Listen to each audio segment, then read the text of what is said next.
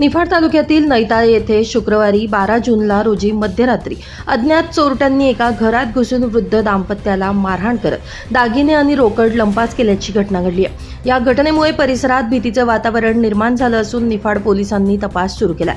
मिळालेल्या माहितीनुसार नैताळे येथील गाजरवाडी रोड परिसरात राहणारे साहेबराव शिवराम तुपलोंडे यांच्या घरात रात्री सुमारे 2:45 वाजेच्या सुमारास 4 अज्ञात व्यक्तींनी प्रवेश केला। चोरट्यांनी घराच्या दरवाजाचा कडिकोंडा तोडून स्वयंपाकघराच्या बाजूने घरात प्रवेश केल्याचं सांगितलं जातंय। यावेळी घरात केवळ साहेबराव तुपलोंडे आणि त्यांची पत्नी असे दोघेच जण होते। घरात हालचाल झाल्याचा आवाज आल्यानं दाम्पत्याला जाग आली। दरम्यान चौघांपैकी 3 जण घरात घुसून होते तर एक जण बाहेर थांबून पहारा देत होता। अचानक समोर आलेल्या चोरट्यांमुळे दाम्पत्य घाबरले। चोरट्यांनी त्यांना मारहाण करत घरातील सोने चांदीचे दागिने तसेच रोकड रक्कम हिसकावून नेल्याची माहिती समोर आली आहे। घटनेची माहिती मिळताच निफाड पोलिसांनी तातडीनं घटनास्थळी धाव घेतली। पोलीस उपाधीक्षक कांतीलाल पाटील, पोलीस निरीक्षक गणेश गुरव यांच्यासह पोलिसांचं पथक घटनास्थळी दाखल झालं। तसेच आरोपींचा माग काढण्यासाठी श्वान पथकालाही पाचारण करण्यात आलं। श्वान पथकाच्या मदतीनं परिसरात शोध मोहीम राबविण्यात आली।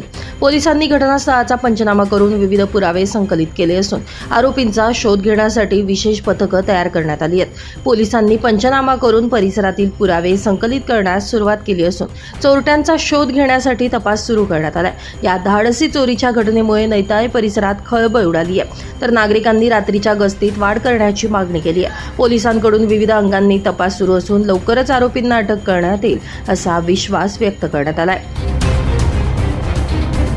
तुमचं नाव सांगा। शिवराम तुपलोंडे। किती जण होते?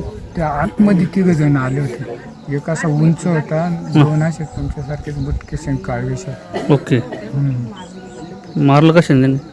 मला ते दगडाने मारायचे, तेवढं मारलं? इथं कानामागं जेव्हा बसला ना तेव्हा मी ते करीमत मरण लागायचं।